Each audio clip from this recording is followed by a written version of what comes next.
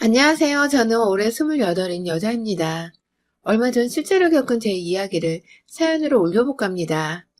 저한테 3년 사귄 남자친구가 있었어요. 그 사람은 제가 학교를 다 졸업하고 진짜 혼자 돈 벌어먹고 사는 성인이 되어서 만나게 된 첫 남자였죠.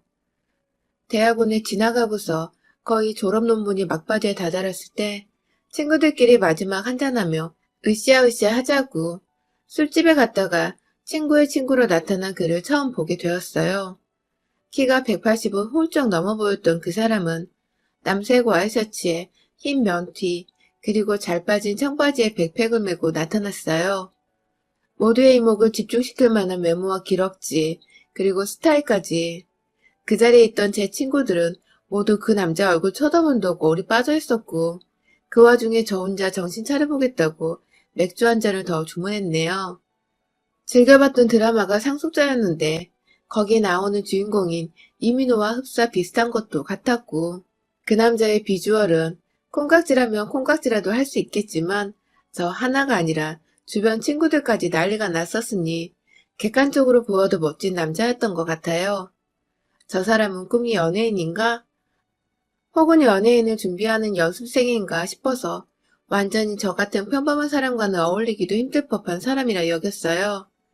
그날 보고 나면 다시는 못 볼 사람인데 눈길 하나 주지 말자는 마음으로 애써 맞은편에 앉아있던 친구와 논문 얘기를 하면서 고생길이 훤할 것 같은 우리의 앞날에 대해 걱정을 했어요. 술자리 내내 술을 마시면 마실수록 힘들고 스트레스 받은 것들이 막 입 밖으로 나오면서 완전히 술이 취했을 때의 막판에는 친구랑 둘이서 대학원 때려칠 거라고 친구들 앞에서 깽판까지 부렸다더라고요. 그런데 아직도 기억나는 게 그 난리가 난 상황에서 먼 대각선에 앉아있던 그 남자가 굳이 제 앞으로 와 어디서 받아왔는지 뜨거운 꿀물 하나를 건넸어요. 그 바람에 전 뭣도 모르고 그걸 다 마신 후 술이 좀 진정되었지만 맞은편에 있던 친구는 그대로 엎드려서는 탁자 위에서 골아 떨어져 잠이 들었답니다. 졸지에 술에서 깼는데 뭔가 야리꾸리한 이 분위기가 어색해서 억지로 술이 깼다는 말을 하며 밖으로 나와 곧장 택시를 타고 먼저 집으로 들어갔어요. 그게 남자친구와의 마지막 만남일 거라 생각을 하면서 미련도 없이 집으로 간 거였죠. 그런데 그날 새벽까지 주변 친구들에게서 끊임없이 연락이 왔어요. 술자리를 마무리 짓고 각자 집에 도착했다던 친구들은 저마다 호들갑을 떨면서 전화를 했는데 요지는 다 똑같았어요. 아니 글쎄 그 남자애가 저한테 관심이 있으니 전화번호를 달라고 친구한테 부탁을 했다더군요. 그 자리에 사람이 거의 8명 가까이 있었는데 그 사람이 다 듣고 있는 앞에서 고백하듯이 말입니다. 그래서 친구는 제 전화번호를 건네주었고 다른 사람들은 모두 저희 두 사람이 얼마나 진전이 있는 건지 확인하고자 연락을 했던 것이었어요. 아직까지 따로 연락 온 것이 없었기에 좀 얼떨떨했는데 친구들은 그런 제게 하나 둘 말을 하더라고요. 어쩐지 그 남자애가 절 자꾸 쳐다봤다고. 어쩐지 술 취한 애는 2명인데 저 하나만 챙기겠다고 주방에 들어가 한참 사정을 하더니 꿀물을 받아왔다는 거예요. 누군가의 챙김을 받는 것이 꽤나 설레고 기쁘더군요. 그것도 멋있고 잘생긴 이상형 같은 남자한테서 온전한 관심을 받았다는 생각에 괜히 혼자 마음이 들떴습니다. 그렇게 제 번호를 알고 있다는 그 남자의 연락을 매일같이 기다리고 또 기다리길 한 사흘쯤 흘렀나? 연락이 드디어 왔어요. 대단한 드라마를 찍은 건 아니었지만 우연히 만나게 된 그날 저한테 첫눈에 반했다면서 단둘이서만 만나서 커피를 마시든 밥을 먹든 데이트를 하고 싶은데 언제 시간이 괜찮냐고 물어봐주던 그 남자의 말에 전화를 끊고서 한참 동안이나 혼자 이불 안에 들어가 발을 동동 구르며 좋아라 했답니다. 그렇게 저희는 정말 아주 우연히 만난 술자리에서 호감을 가지고는 남자친구의 적극적인 대시로 순식간에 연인이 되어버렸어요. 나중에 알게 된 것은 제 남자친구는 저희와 동갑이지만 제가 다니던 대학원의 대학에 아직 재학 중인 학생이었고 그 학교에서는 꽤나 유명한 선배이자 남자였다고 하더군요. 물론 다른 게 아니라 외모가 너무 출중해서 말입니다. 졸지에 한 학교의 유명인사를 사귀는 여자애가 되어버린 전 모르는 사람들의 관심까지 한 몸에 받아버리게 되었지만 나름 재밌고 또 신선했어요. 평생 남의 관심이라곤 받아본 적이 없이 살아온 제가 어쩌다 이렇게 눈에 넣어도 안 아플 멋진 남자친구를 사귀게 되었나 싶어서 오히려 뿌듯하기도 했어요. 이랬던 남자친구와 저는 거의 3년을 가까이 연애를 하면서 깊은 관계를 유지했습니다. 제가 외모만 보았더라면 절대 이 사람과 오랜 시간 만나지 못했을 거예요. 잘생겨봤자 성질머리가 더러우면 상종하고 싶지 않았을 테니까요. 하지만 이 사람은 외모만큼이나 성격이 참 고운 사람이었어요. 남자한테 곱다는 표현이 웃길 수도 있지만 섬세하고 진중하고 또 매사에 촐싹거리지 않고 차분한 것이 딱 곱고 착하단 표현이 어울리는 사람이었죠. 형이 하나 있는데 어릴 적부터 형한테 뺏기고 맞으면서 자라느라 무언가를 가져보고 욕심내는 것에 아직 서툴다며 그중 처음으로 욕심내고 다가가 보려고 한 것이 저였다면서 달콤한 말로 사람 귀와 마음을 흔들어대던 이 남자에게 저는 해가 지날수록 완전 홀딱 빠져버리게 되었습니다. 그렇게 매일을 처음 만나는 사이처럼 알콩달콩하게 잘 지내다 보니 저는 어느새 직장인이 되었고 남자친구도 저 취직하고 1년 뒤까지 취준생활을 하다가 마침내 한 회사에 채용이 되었어요. 애초에 저는 대학원까지 졸업을 했었고 나름 학점 관리에 취업 준비도 똑부러지게 했었기에 좋은 회사에 취업을 할 수 있었는데 생각보다 잘 풀릴 거라 여겼던 남자친구는 사정이 정반대였어요. 학교 자체가 인서울 상위권인 학교이기도 했고 남자친구가 외모도 잘생겼고 사람이 반듯한 걸로 킹카라 소문이 나 있었기 때문에 전 당연히 이 사람이 학점 관리도 착실히 했고 또 취업도 나름 잘 준비했을 거라고 생각을 했는데요. 막상 졸업을 하고도 취준 생활을 1년 정도 이어가길래 옆에서 도와주고 싶은 마음에 이력서나 자기소개서 첨삭을 해주려고 한 적이 있는데 정말 가관이더라고요. 학점은 평균 3주차 넘기지 못했고 토익 800점짜리 말고는 이렇다 할 자격증이나 어학 점수가 없었어요. 안 그래도 문과생들은 취업하기 힘들다고 대학 가서 취업 준비에 먹을맨만 살고 있는데 이 사람은 완전 남일처럼 그걸 손 놓고 대학을 다녔나 보더라고요. 처음엔 당황스럽고 살짝 실망이 되려고 했는데 이내 마음을 도로 잡았습니다. 내가 좋아하던 사람은 공부를 잘하고 못하고를 떠나서 나에게 잘해주고 날 설레게 해주던 온전히 성격 좋고 잘생겼던 사람이었으니까 학점은 그럴 수 있을 거라며 애써 이해를 해보려고 노력을 했죠. 그렇게 다시 으쌰으쌰해서 남친 취업을 도와주고 격려해주고 다행히도 비교적 규모는 작지만 망할 일은 절대 없는 탄탄한 중소기업에 들어갔습니다. 서로 직장인이 되어 만나니 전보다 훨 어른이 되어 만나는 것만 같아 또 색다른 기분이 들었어요.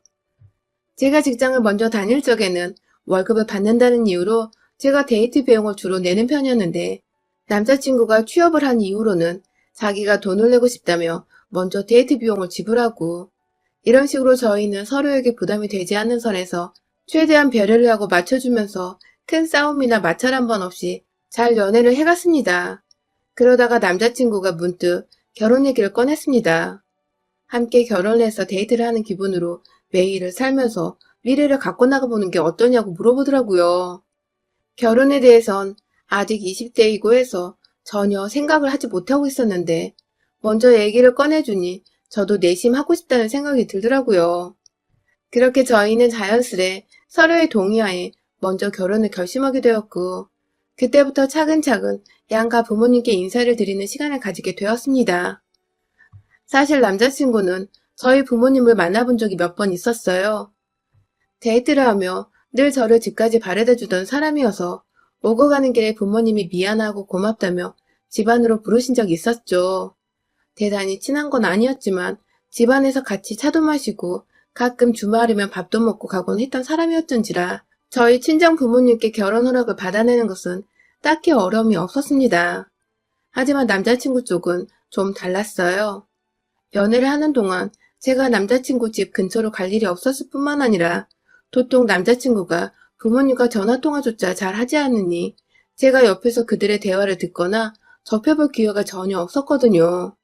제게는 완전히 상상 속 미지의 인물들이었던 시어머니와 시아버지, 그리고 남편의 형, 긴장이 살짝 되긴 하더라고요. 그러다가 결국 예비 시부모님을 만나 뵈는 약속이 잡혔는데요. 바로 남자친구의 집에서 말입니다.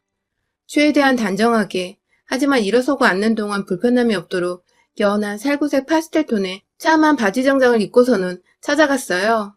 손에는 엄마랑 머리를 쥐어짜고서 결정한 과일 바구니 선물 세트 하나 큼지막하게 사갔고요.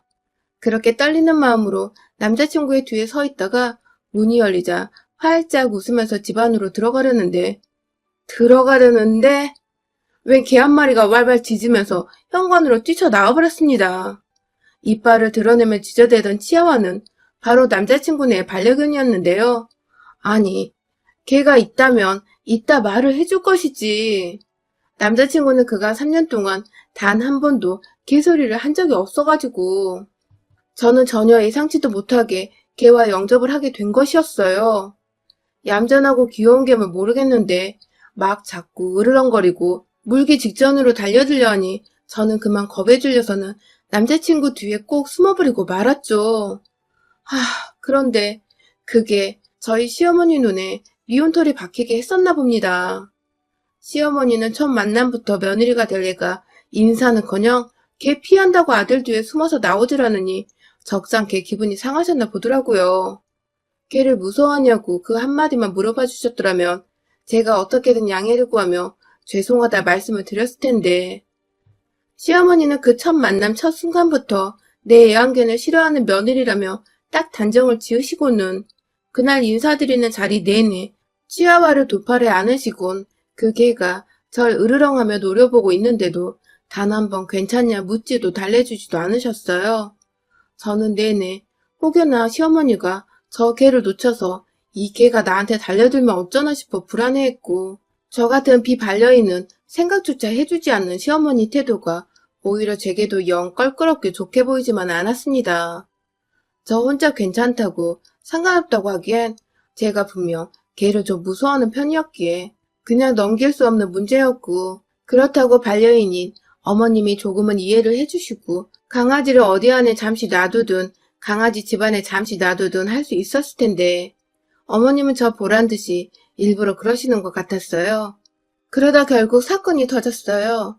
밥이 다 되었다면서 일어나시는 시어머님이 개를 확 바닥에 두시는 바람에 그 개는 자기 몸이 자유로워지자마자 벼르고 있었던 저를 향해 달려들었고 졸지에 저는 놀라 도망치려다 결국 제 바지가 뜯기고 종아리 부분이 살짝 물리고야 말았습니다. 네, 결국 피를 본 것이죠. 그 바람에 남자친구도 놀라 순간적으로 어머니께 소리를 쳤어요. 왜 자꾸 으르렁거리고 있던 애를 조심도 안 하고 바닥에 놔뒀냐며 순간적으로 화를 냈고 어머님은 그 바람에 내가 뭘 지굴 죄를 지었다고 소리를 지르냐며 제 앞에서 아들과 논쟁을 벌이셨죠. 졸지에 당황스럽게도 죄인이 되어버린 저는 시아버지와 멀뚱멀뚱 서로를 바라보며 괜찮냐, 괜찮다는 뉘앙스만 반복해 주고받았고요. 정말 그날 밥이 코로 들어갔다 해도 믿을 만큼 앞에 있는 시어머니 눈치 본다고 아주 정신없이 먹었습니다. 이 결혼은 아무래도 안 될 것 같다고 머릿속으로 막연히 정리를 하고 있던 그때 남자친구가 먼저 우리 결혼을 허락해주는 걸로 알겠다고 지멋대로 어른들 앞에서 확정을 지어버렸고 더 놀랐던 것은 그래 하면서 지금까지 있었던 일이 마치 없었던 일인 것 마냥 쿨하게 결혼을 승낙하시는 어머님이었어요. 뭔가 가운데서 시아버지와 저만이 이 상황이 이해가 안 간다는 듯이 어처구니 없이 쳐다보는데 남자친구와 어머님은 모든 일이 이미 다 지나가버린 과거라도 된다는 듯 태평하게 밥을 먹고 결혼준비 얘기를 물어보고 그렇게 저의 첫 시부모님과의 만남은 롤러코스터를 타듯 천당과 지옥을 오가며 끝이 났습니다. 그리고 나서 몇 달 후 저희가 다시 상견례 자리를 가지게 되었어요. 이번에는 서로의 양가 부모님을 모신 채 함께 바깥에서 저녁을 먹는 시간이었죠. 주말부터 저희 엄마는 미용실에 가서 머리를 하고 간단한 메이크업까지 돈 주고 받으시며 곧 있을 상견례 준비에 정신이 없으셨어요. 차 막히면 안 된다고 2시간 전부터 출발해서는 결국 밥 먹기로 한 한식당에 1시간도 더 일찍 도착해버렸고 그래도 기다리는 게 늦는 것보다 괜찮다는 아빠의 말씀에 저희는 다 같이 자리에 앉아 본인들이 얼마나 저희 결혼을 축복하는지에 덕담을 해주시고 대화를 나눴습니다. 그러다가 약속 시간이 되어 저희도 준비를 하는데 10분이 지나고 20분이 지나도 도무지 도착할 기미가 없던 남자친구네는 결국 40분이 다 지나갈 때쯤 식당에 느긋하게 도착을 했어요.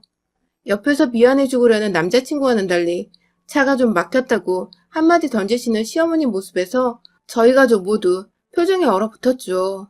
말 그대로 사돈과의 기싸움을 시전하고자 하는 예의 없고 철딱선이 없는 시어머니의 모습에 실망을 해버린 것이었죠. 미안하다는 말 없이 자리를 잡고 앉은 시댁 어른들은 이내 배가 고프다며 빨리 주문하자고 해서 저희 부모님도 엉겹결에 주문을 했어요. 도착한 지 2시간이 다 되어가는 와중에도 메뉴를 제대로 보지도 않았던 저희 부모님은 시부모님 재촉에 아무거나 주문을 해버리곤 당황해 서로를 쳐다보셨습니다. 왠지 시아버지도 얼굴에는 미안한 표정이 역력하신 것 같은데 말 한마디를 제대로 해주질 않으셨어요. 그렇게 밥이 나오고 서로 대화를 오가며 서로의 기분은 계속해서 상해갔어요. 시어머니는 제가 일단 남자친구보다 학력이 더 높다는 것에 왜인지 자격지심이라도 드시는 건지 자꾸만 자식들 일자리를 얘기하고 있는 와중에 대학원 나와봐야 필요가 없다면서 그건 다 돈지랄이고 취직 못하는 애들이 진학하는 거 아니냐며 까내리는 말씀을 하셨습니다. 제가 바로 앞에 있고 남자친구도 그쯤 하라고 말을 자제시키는데도 뒤늦게야 아, 너도 대학원 나왔다며? 하시며 저를 꼽주시던 시어머니. 당연히 저희 부모님은 표정이 좋지 않았죠. 그러다가 또 회사 얘기가 나오면 좋은 회사 들어가봤자 여자애들은 시집가고 애 낳으면 잘 풀리지도 않는다며 그냥 집에서 조신하게 남편 기 살려주며 뒷바라지 않는 며느리 아니면 결혼 허락할 생각이 없다는 등의 구시대적인 발상을 말로 꺼내시며 탄식을 하시고는 또 뒤늦게야. 아, 너도 회사는 큰데 다니지? 곧 잘리겠구만. 하면서 결혼하고 남편이나 잘 챙겨주라고 그걸 덕담이라고 짓거리고 계시던 시어머니. 점점 저희 부모님은 말씀이 없어지셨고 급기야 아버지는 입을 꾹 다물어 버리셨습니다. 남자친구와 예비 시아버지도 그런 저희 아빠 표정을 보시고는 이제 진짜 안 되겠다 싶었는지 시어머니 말씀하실 때마다 헛기침을 하시고 괜히 한번 쳐다보며 그만하라 눈치를 줬는데 시어머니는 이 자리에서 완전히 사돈기를 죽이고 아들보다 좋은 대학 나와 좋은 직장 가진 며느리 기세를 꺾어보기라도 하겠다는 듯이 말을 이어가셨어요. 그러다 결국 하지 말아야 할 소리까지 필터링 없이 꺼내셨습니다. 아니 글쎄 마지막까지 그래도 사돈이라고 비유를 맞춰드리고 상대를 해드리고 있던 저희 엄마한테 사돈 되실 분이 참 성격이 둔해 터졌다며 제가 하는 말 다 알아듣긴 한 거죠? 하면서 지금껏 제 욕을 돌려 말한 것을 저희 엄마가 이해를 했냐는 식으로 비꼬며 물어보는 게 아니겠어요? 이 옆에 내가 하다 결국 선을 넘어버린 겁니다. 그 바람에 아버지가 옆에서 참다가 아 진짜 하면서 탁 하고 일어나시는데 제가 먼저 선수 쳤습니다. 딸 자식 잘 키워주신 거 이럴 때 쓰라고 있는 거잖아요. 나 비꼬는 건 참을 수 있지만 내 엄마 내 부모님 우습게 만드는 꼴은 도저히 그냥 넘어갈 수가 없었어요. 음식들을 하나둘 차려져서는 상 한가득 한 장씩들이 메꿔졌는데 제 눈에는 오로지 그것들이 제 입에 들어갈 게 아닌 무기로만 보였습니다. 가장 먼저 한가운데에 자리 잡고 있던 오리밀쌈 세트를 확 시어머니 면상에 부었어요. 말 좀 가려서 하라고 된통 소리를 지르고는 오리밀쌈에 이어 옆에 있던 깻잎과 호박전, 김치의 각종 나물들까지 다 비워져 있던 오리밀쌈 그릇에다가 마구 퍼부어서는 이번엔 시어머니 옆으로 다가가 머리에다 대고 탈탈탈 국물까지 털어서 부어버렸어요. 남자친구는 물론이고 시아버지까지 당황해서 말리다기보단 결국 일이 터졌구나 싶어서는 처음 몇 초간 벙쪄 있다가 뒤늦게야 그만하라고 시어머니가 아닌 절 말리러 오셨고 그 바람에 시어머니는 이게 뭐냐며 막 씻겨낸 물을 찾는데 그 꼴을 보고는 저희 아빠가 앞에 있던 시원한 냉수통을 갈비 뜯고 남은 뼈 집어넣으라고 놓여져 있던 빈통에다가 콸콸콸 부어서는 그걸 그대로 시어머니 면상에 쏟아 부어버리셨네요. 졸지에 식사를 제대로 하지도 못했는데 입이 아닌 온몸으로 받아드신 우리 시어머니.